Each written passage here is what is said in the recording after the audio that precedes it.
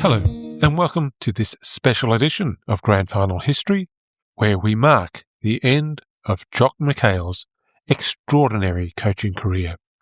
We'll be back with 1951 next episode. For now, we'll give some time to a man that gave so much to Australian football and especially the Collingwood Football Club. James Francis Jock McHale's numbers are extraordinary. 17 years as a player for 261 games, a then VFL record. Coach for 714 games, with 367 wins, 237 losses, and 10 draws, a winning record of 65% over 38 seasons. He took Collingwood to 27 final series for a total of 59 finals matches, and of course 11 grand finals for 8 premierships, more than any other coach. In 2001, the AFL recognised premiership coaches prior to 1950 with the Premiership Coaches Medal. All premiership coaches from 1950, the year after McHale's last season, were awarded the Jock McHale Medal. It is an appropriate recognition of the enormous contribution by Jock McHale and his record premiership success.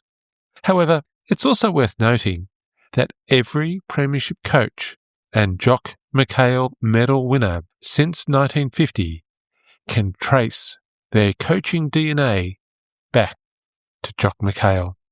For example, Geelong's 1951 and 52 premiership coach, Reg Hickey, was coached by a former Collingwood player, Charlie Dibbs, who had been coached by Jock McHale. Fons Kine in 1953 and 58 was himself coached by Jock McHale. Chris Fagan, Brisbane Lions premiership coach in 2024 and 25, was coached by Paul Sproul in Hobart in 1980. Sproul had been coached by Tom Hafey, who in turn was coached by Albie Panham, who had been coached by Jock McHale. Every single premiership coach since 1950, and many before, can follow their coach and their coach's coach, etc., back to Jock McHale. I will put the full list of Jock McHale medal winners and their coaching DNA link back to Jock in the episode notes at grandfinalhistory.au. In this episode, we'll have a look at who Jock was, how he got to Collingwood, his 3 passions in life, his coaching style, his successes and his occasional failures, his contribution beyond coaching Collingwood, the somewhat messy end to his coaching tenure, and his final contribution to yet another Collingwood premiership, literally just before he died, and how the man has been honoured. Let's start with that name Jock. For all his players, the coach was only ever called Mr McHale. But Jim McHale was called Jock by one of his teammates early in his playing career. Despite his Irish ancestry, somebody decided that a person called McHale must be Scottish, therefore had to be called Jock. In the way of nicknames, it just stuck. Its first official use was in Collingwood's 1912 annual report. It eventually reached the wider public via the Herald's cartoonist Sam Wells, who, from the early 1920s, had McHale either in a kilt or wearing a Scottish hat. As the decades passed, many assumed it was his real name. Now the award, struck in his honour, is called the Jock McHale Medal. So, how did Jock get to Collingwood? James McHale was born in Botany, on the shores of Botany Bay in Sydney, in 1882, the son of Irish immigrants John and Mary. His family moved to Melbourne when James was aged 5. His father took a job with the railways. James went to primary school in North Fitzroy and then Parade College, a Catholic boys' school run by the Christian Brothers in the Bluestone building still on Victoria Parade, East Melbourne. The school itself moved from Victoria Parade to Preston in 1968, and Parade College does have a rich heritage of VFL and AFL players. Also attending Parade with McHale was Bob Rush, who would become a well-regarded Collingwood player, the originator of the Magpie motto, Floreat Pica, and a lifelong administrator of the game at Collingwood as a delegate to the League and the National Football Council. He and Jock's lives would be intertwined from those early school days. In 1901, McHale started work for the McCracken Brewery, run by Alex McCracken. Mr McCracken had helped to establish the Essendon Football Club and served as secretary and president of the club, and then was the very first president of the newly formed VFL in 1896. He would lead the VFL until his death in 1915. Between Bob Rush at school and Alex McCracken at work, it seems McHale was never too far from pivotal football people. The brewery would merge into Carlton and United Breweries, and McHale moved to the Bouverie Street Brewery in 1907, where he would remain until he retired, aged 70, in March 1953. 52 years of brewery life, only matched by his time at Collingwood, and almost as long as his marriage to Violet. His family life was touched by joy and tragedy. He married Violet in 1909 and moved to Brunswick. Jock and Violet would have 2 sons and a daughter, though only John, also known as Jock Jr., would survive to adulthood. On the day that Jock and Violet should have been celebrating their 10th wedding anniversary, they had to deal with the death of their eldest son, Frankie, from pneumonia 3 months before his 7th birthday. It was just before the start of the 1919 season, and it would have been a heavy-hearted Jock that had to return to work and coaching after the funeral. In 1933, it was John who was battling for his life. Age 17 or maybe 18, he was playing for North Christian Brothers in D-grade amateurs when he was kicked in the stomach. An ugly incident with almost fatal results. He ended up in hospital with a ruptured bowel. Emergency surgery was followed by almost 12 months in hospital. In an era before antibiotics, he could have easily died. In 1934, a year later, tragedy struck Jock and Violet again. Their 17-year-old daughter, Jean, had been suffering from meningitis, and in August she had sudden heart failure. She was buried with her brother Frankie in the Coburg Cemetery, and Jock, Violet, and 19-year-old John had to endure the loss, which they did in private. Jock wore a black tie to Jean's funeral, and he would only ever wear a black tie for the rest of his life. John McHale described his father's life as having 3 pillars: the Carlton and United Brewery, family, and the Collingwood Football Club. We've dealt with the first 2 pillars.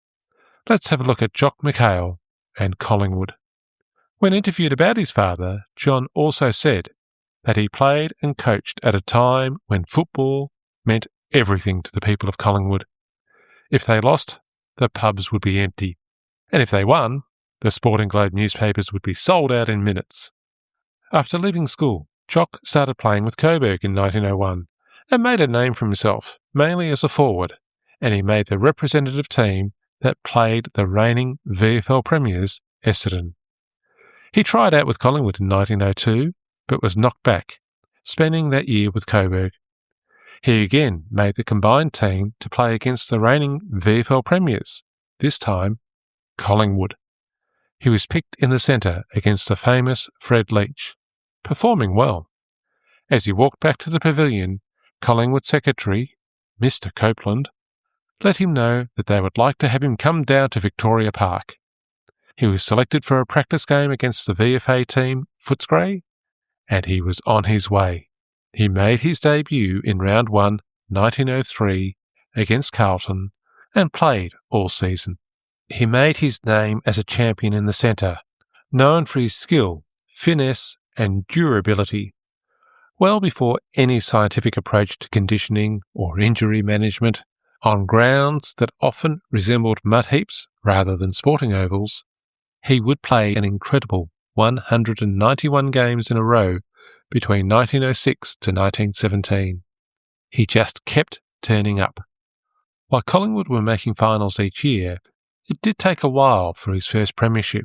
He missed the 1903 premiership win over Fitzroy through a rare injury and won his first premiership when Collingwood defeated Carlton in 1910. McHale wasn't Collingwood's first coach. That honour went to Bill Strickland in 1904, followed by Dick Condon, who had a troubled time as playing coach in 1905 and 6. Condon was a brilliant player, but had somewhat of a fiery temperament, which led to divisions at the club. Ted Rowell had a short stint, with Bill Strickland returning to take over during the 1908 season, and then George Angus, who began as playing coach in 1909, and then was the first captain coach at Collingwood in 1910, winning the premiership and staying on as captain coach again in 1911. 5 different coaching appointments over 8 years, which was not unusual for the time, as clubs were quick to make changes with this still relatively new concept of a coach. Things were about to become a lot more stable at Victoria Park. The committee appointed Jock, a veteran of 164 games, as the playing coach for the 1912 season. Now, in this era, the playing group would elect their captain. When the players met, shortly before the start of the season, they elected former Fitzroy Premiership player and captain Jim Sharp as their captain.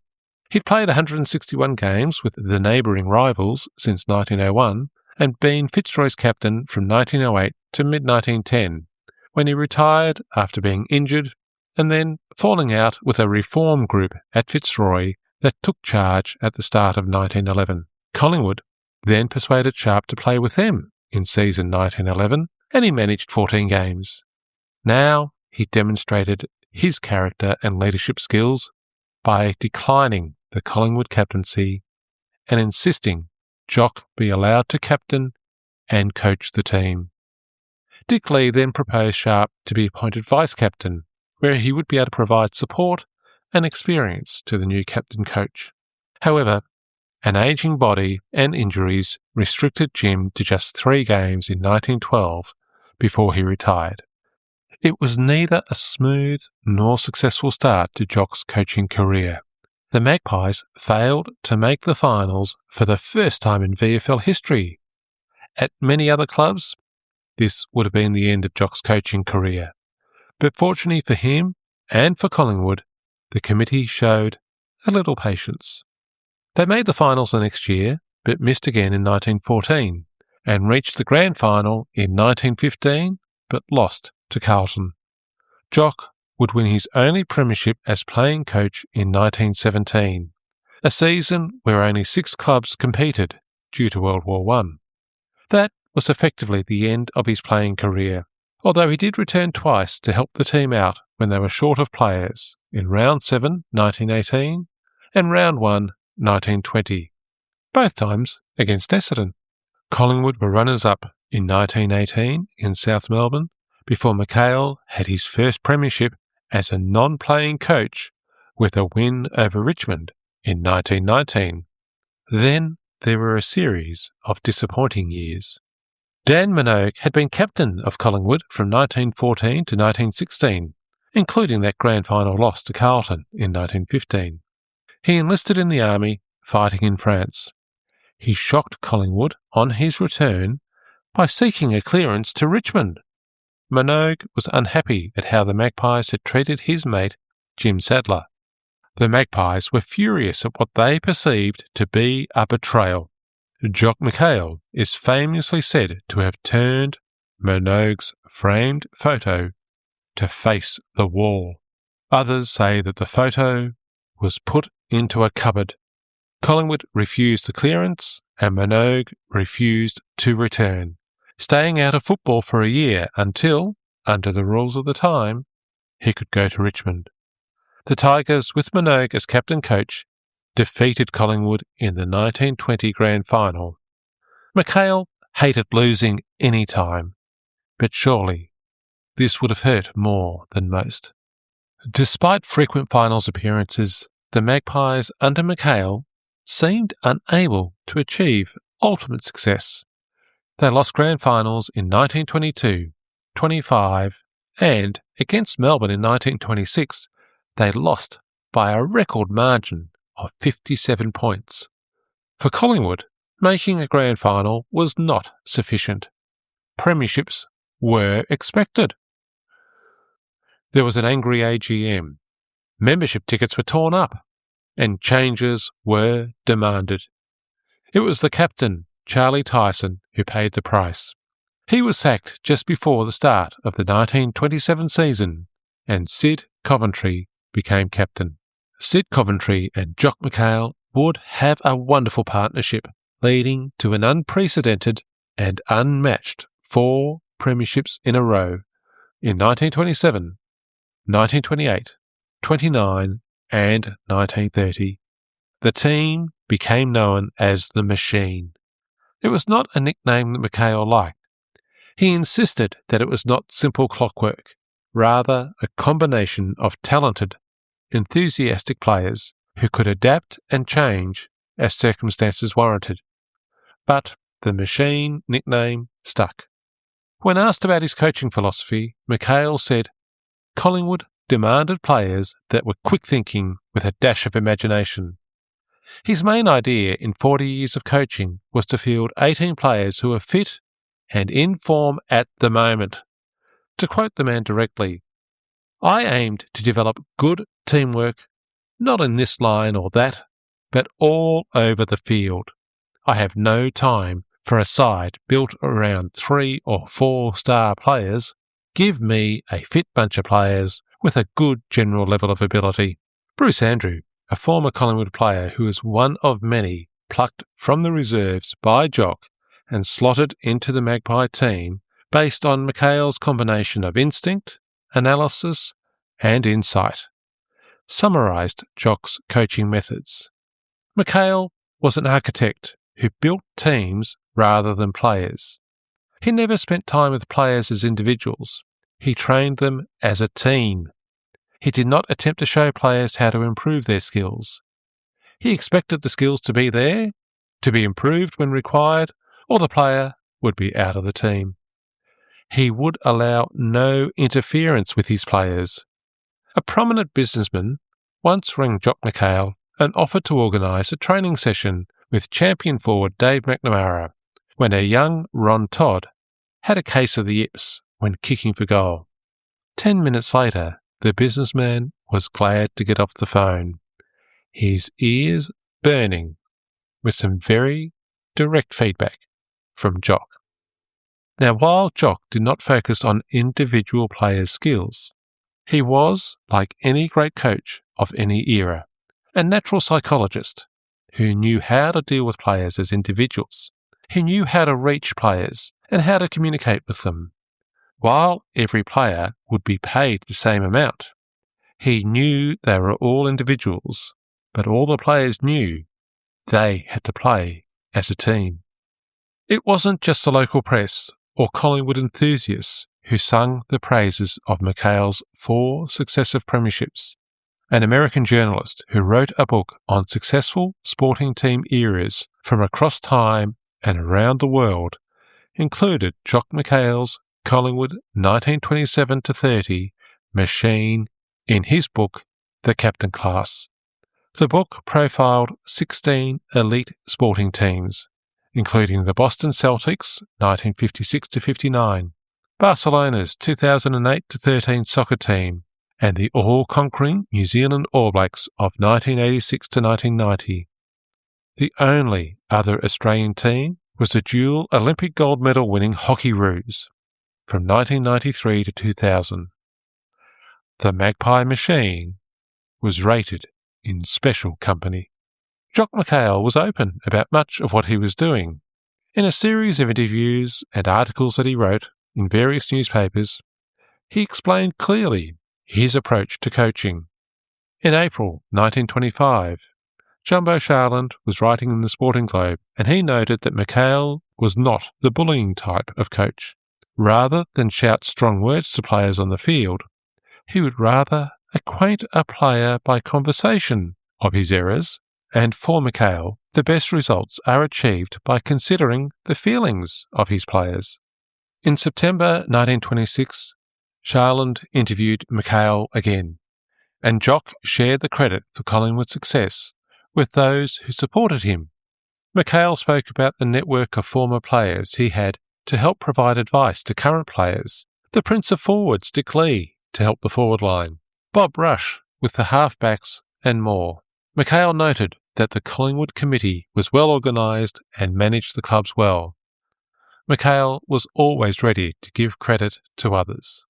Before the start of the 1927 season, McHale identified another contributor to Collingwood's success: a robust and reliable organisation structure. He said the club had ideal committees, and that it was the committees that ran the club, not the players. Yet, players could go to committees confident of getting a fair hearing and support. In McHale's view, if the management of the club is rotten, a team is generally poor. At Collingwood, the majority of committee members were former players who could bring their experience to the decisions they were making while running the club. In June 1931, Jumbo Charland once again wrote about McHale and how he managed training. Much of the work on Tuesday was simulated match practice with short, hard bursts, rather than extended endurance efforts. Charland made the accurate forecast that while McHale retained his health, he had a lifetime job at Collingwood. McHale would coach 18 more seasons after 1931. Jock was willing to use innovative methods to achieve his plans. At Victoria Park, he arranged to have 3 white lines marked onto the surface, one down the centre of the ground from goal to goal, and 2 lines going across the ground to mark the half-forward and the half-back lines. The line down the centre of the ground was to guide wingmen and flankers to stay on their side of the ground. They were not to cross that line. The lines at half-forward and half-back were to guide the full-forward and the full-back lines. Those players knew if they crossed those lines, they had moved too far up the ground. McHale was a very firm believer in players staying in their allocated positions, not a philosophy that modern coaches follow. Jock favoured other innovations. He was a fan of the last touch out-of-bounds rule that existed in the 1930s before it was repealed. He also wanted the number of players reduced to 16, believing it would open the game up to be faster and more attractive. Decades before the centre square was introduced, he proposed that only centremen and rovers be allowed within 10 yards of the bounce. He also proposed that if a team was awarded a free kick, they be allowed to play on if they already had the advantage, rather than bringing the ball back and stopping play, another innovation that would be implemented decades later. McHale was also a firm believer in the value of mid-season trips. In the 1920s, 30s and 40s, when an interstate game was being played, the league would often schedule a bye. McHale had seen how Fitzroy had bonded on their 1922 mid-season trip to Perth, going on to win the premiership that year.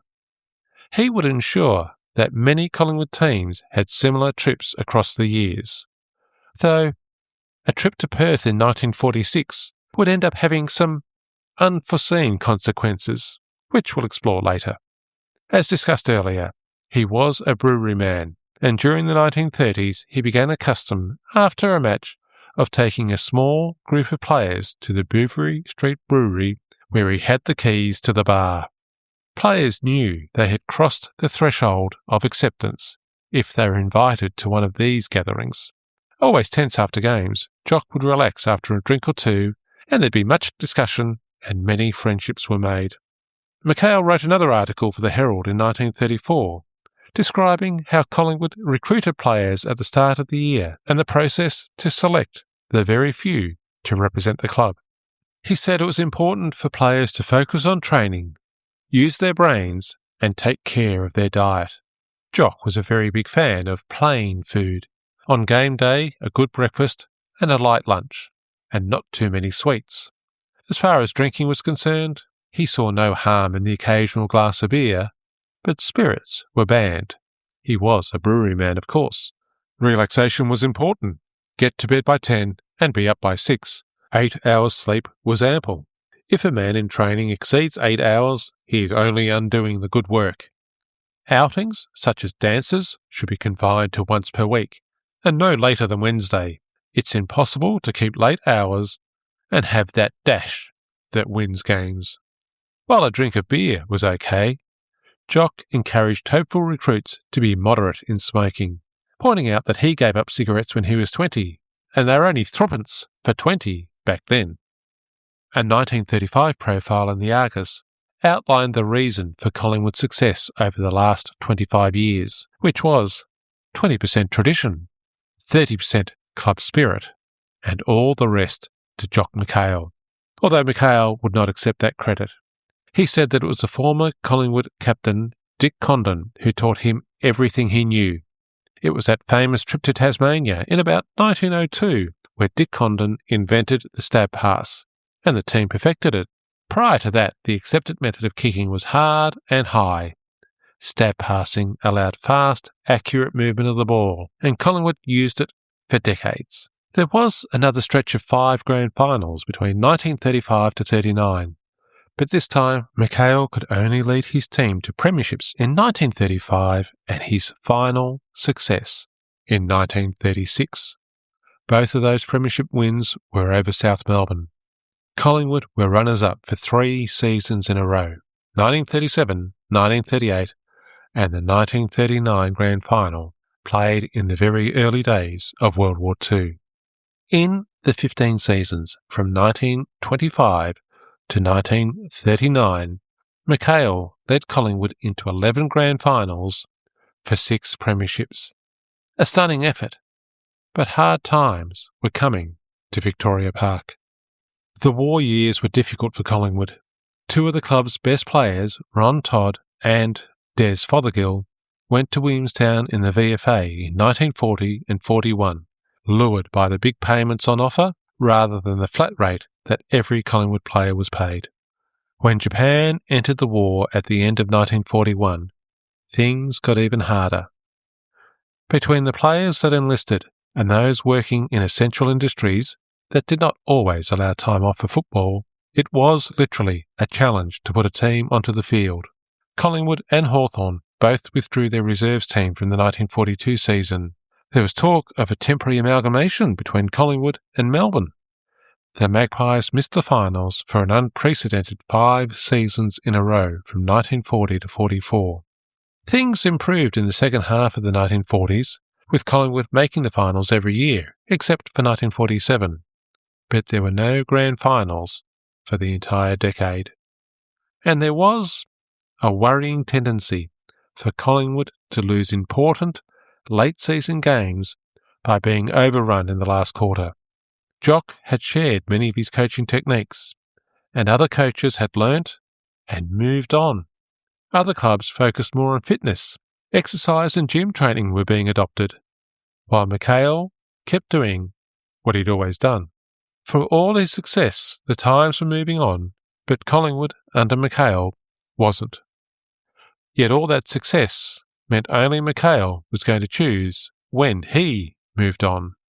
Before we get to that part of the story, some of which we covered in the 1950 episode, let's have a look at some other aspects of Jock McHale.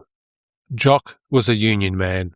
In our modern era, it's hard to comprehend how important unions were to Australians working in manufacturing, service or other industries in the first half of the 20th century. There was not the social security system that is provided by the government today, and unions were much more a part of working and social life. Jock was a member of the Liquor Trades Union by virtue of his work at CUB, as were many of his players, who had got jobs at the brewery through their coach. So in 1935, when the union declared that the St Kilda Cricket Club ground was off limits because the cricket club was employing non-union staff in the bar, it meant neither Jock nor those players could take part in any game there. The club and the league were faced with a very real prospect of a forfeit. Collingwood suggested that the game be moved to a neutral venue, but this was refused. In the end, the St Kilda Cricket Club blinked and put their staff on award wages, and the game proceeded, but it was a close-run thing. Some years earlier, in 1929, there was an attempt to build a players' association of sorts, something of a social club, but also an organisation to represent players to the league in a non-confrontational manner. Not exactly a union, but closer to a union than not having any association at all. Jock was all for it. He was the treasurer. When the group met in April 1929, he was critical of all clubs, including Collingwood, for not sending more representatives to the meeting. He said football was going through a great crisis. It was the start of the Depression, and if footballers did not help themselves, nobody else would. Jock would also dabble in a version of politics, but it was a cause close to his heart and his employment. In the 1920s and 30s, there was an active prohibition movement looking to ban the sale of alcohol. They had been successful in the USA, and they wanted to achieve the same in Victoria. There was an odd piece of legislation to do with liquor licensing that required Victoria to have a referendum on prohibition every 8 years.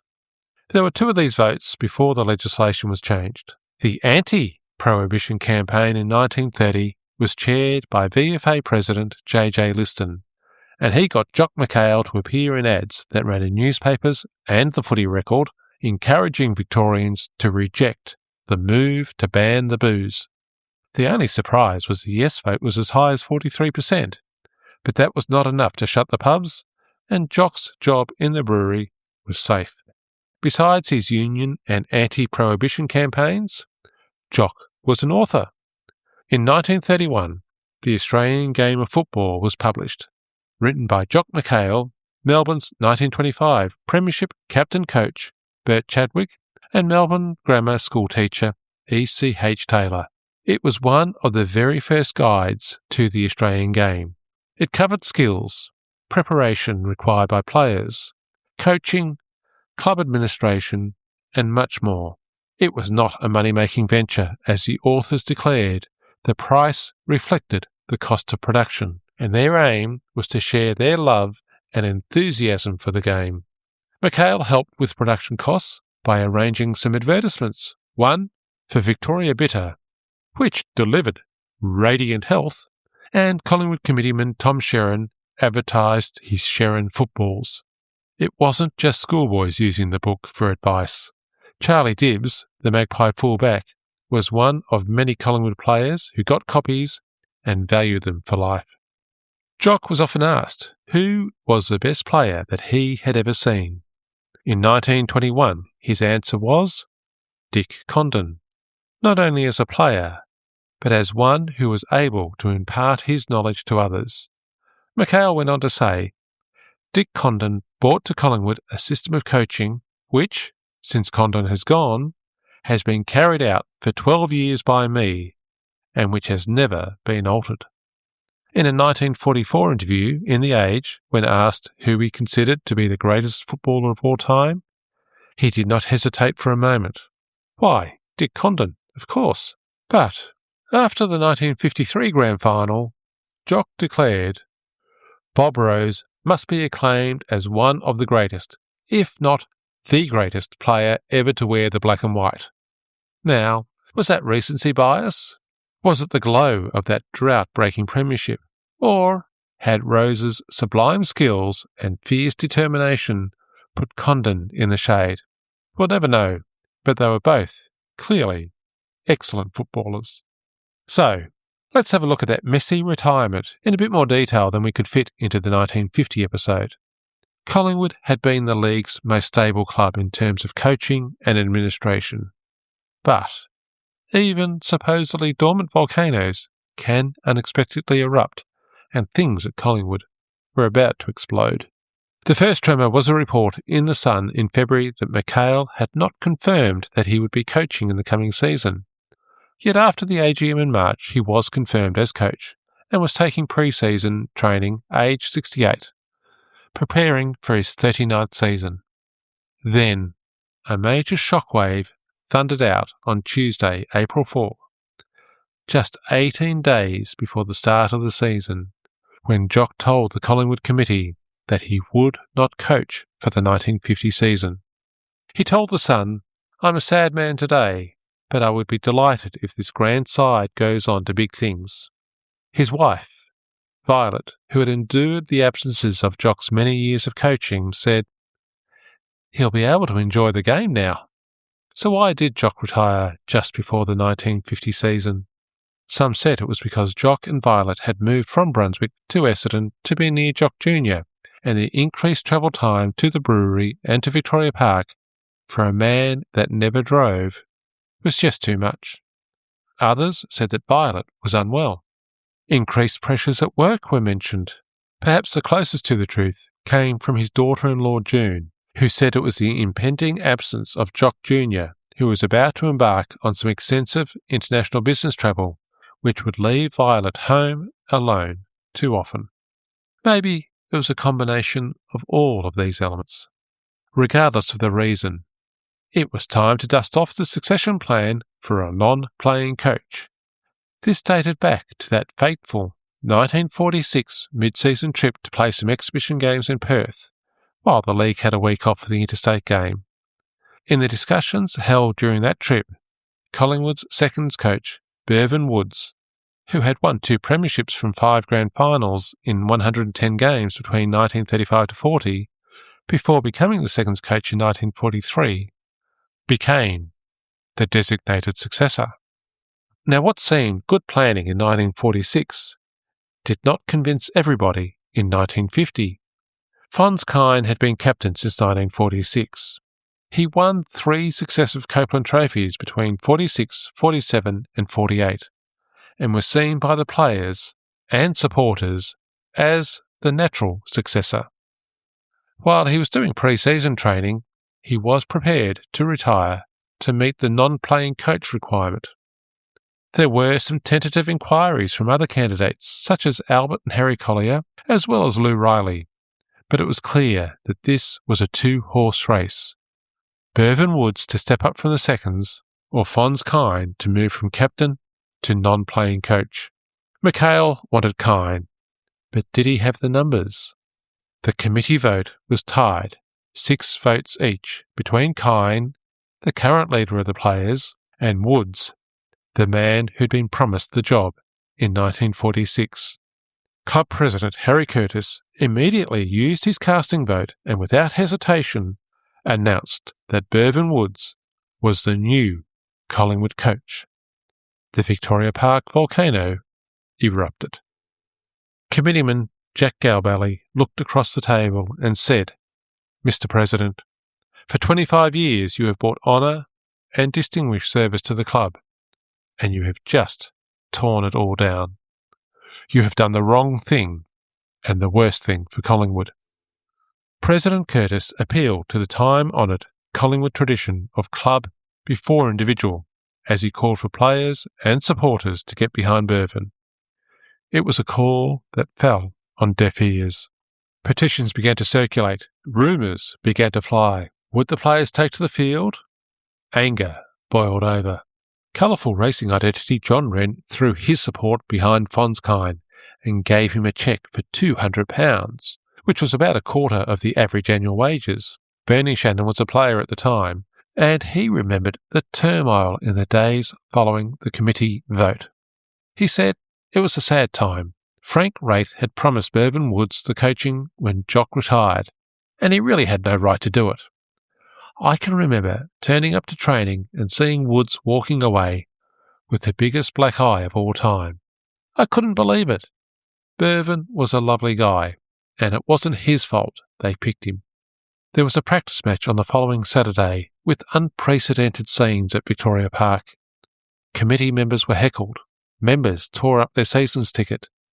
Jock McHale spoke to supporters before the game saying, "This is my last day as coach, and I'll be handing over to my successor. I can only hope and trust that you give him the same support that I have had over the past 38 years. The coach is not the man that I would have liked to see coaching, but then the crowd drowned him out. Bevan Woods was booed, while Fons Kine, who had just arrived, was picked up and carried shoulder high by the crowd. It was all too much for Woods. He had been a loyal servant of the club, a good player and a respected coach in the reserves, who had helped develop many players into successful careers. He may well have been a successful coach, under different circumstances, but he knew that this was not his time.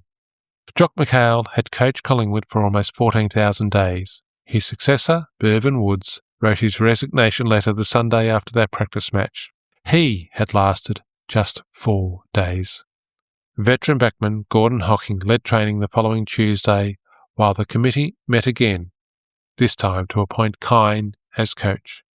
When he arrived to training on Thursday, there were celebrations from the hundreds of supporters, and in the rooms before training, he was surrounded by well-wishers offering their congratulations before he could get onto the track, where the players were keen to greet their new coach.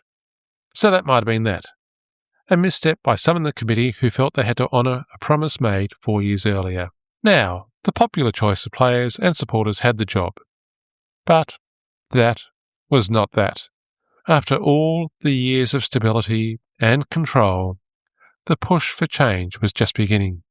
A special general meeting was held at the Collingwood Town Hall in mid-May, 4 weeks into the season, with the Magpies having won 2 games and sitting 5th. Not a bad result given the unsettled start to the season. That didn't matter. A civil war was breaking out and the bitterness was on display for all to see. Years of stability, restraint and control were cast aside. Decades-long friendships were broken. A vote of no confidence was passed. Harry Curtis, Frank Wraith and Bob Rush, all loyal and dedicated servants of Collingwood, all friends of Jock McHale, lost their seats on the committee because of their support for Wood. McHale would continue to serve on the club committee and the selection committee. Perhaps the end of the McHale era was always going to unleash forces of chaos. 40 years of bottled-up tensions had to be released somehow. A farewell gala was held in August 1950 in the Collingwood Town Hall. Speakers praised McHale, and he received a cheque for £1,127, which would be close to $75,000 in today's money. 3 of his ruckmen, Sid Commentary, Fons Kine and Gordon Hocking, helped to carry McHale off, wrapped up in one of his premiership flags. Jock's final act for the club that he held so dear was on the selection committee on the Thursday before the 1953 grand final. He insisted that Ron Richards should play on the wing rather than as second rover. Fons Kine and the other selectors were not convinced, but McHale was not for turning. One of his many gifts that he had honed over the decades was being able to spot a player and know the role that he would fill. Whether that was a new recruit plucked from the field of hopefuls, or the times when an experienced campaigner could be slotted into a new role against a specific team. Jock won the debate. The selectors, including coach Fons Kine, agreed, and Ron Richards was one of the best players in the Magpies' drought-breaking premiership win. After that win, Jock stood up in the rooms, speaking one last time to a Collingwood team. He congratulated them and then shared the good news that the great Collingwood benefactor, the colourful racing identity that had been contributing to Collingwood as long as Jock had been at the club, Mr John Wren, was giving the players £500 to share. It was the last act for both Collingwood men. Jock had a heart attack in the following days and died just 8 days after the grand final. Lou Richards and Fons Kine returned from the end-of-season trip in Tasmania. The funeral was at St Teresa's in Essendon and was so crowded. Over 1,000 people from all parts of the football community, Collingwood, the league and other clubs, his family and the CUB brewery, all the touchstones of McHale's life. The one man missing was John Wren, who had also suffered a heart attack after that Collingwood grand final. He would die before the end of the month. Children from the adjoining primary school formed a guard of honour as the funeral left the church. The casket was carried by Lou Richards, Collingwood captain, Fons Kine, the coach, and former players Jack Murphy, Gordon Hocking, and Harry and Albert Collier. James Jock McHale was buried at the Coburg Cemetery in the suburb where he had played football before heading off to Collingwood.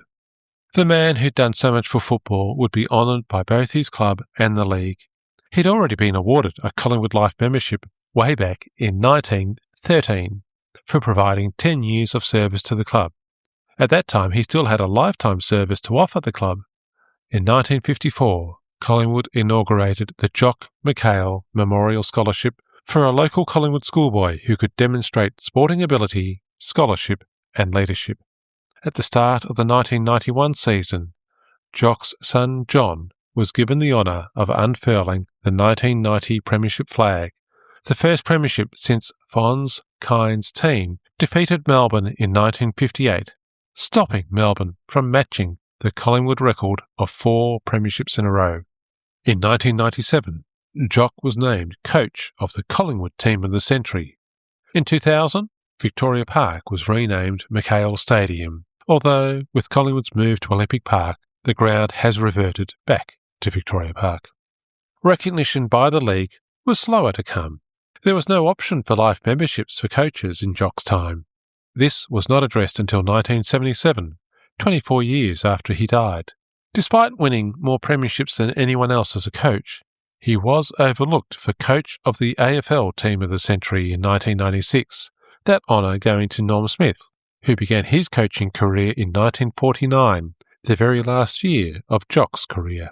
Norm was a great coach, and perhaps it was the right decision, but not according to anyone from Collingwood.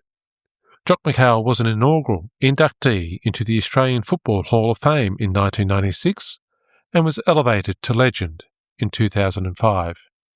Most appropriately, as we discussed at the start of the podcast, was the decision in 2001 to award the Premiership coach the Jock McHale Medal.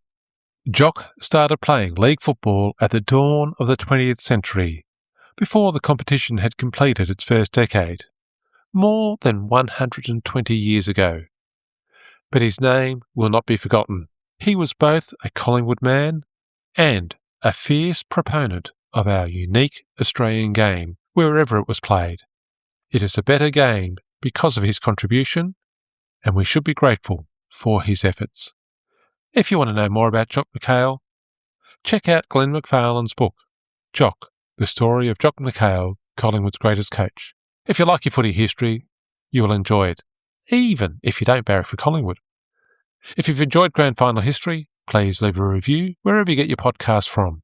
The more goals we kick, the easier it is for others to find the podcast. Make sure you follow or subscribe for future episodes. If you have questions or you want to leave feedback, please email me at info@grandfinalhistory.au or check out the grandfinalhistory.au website or Facebook and Blue Sky for more Grand Final history.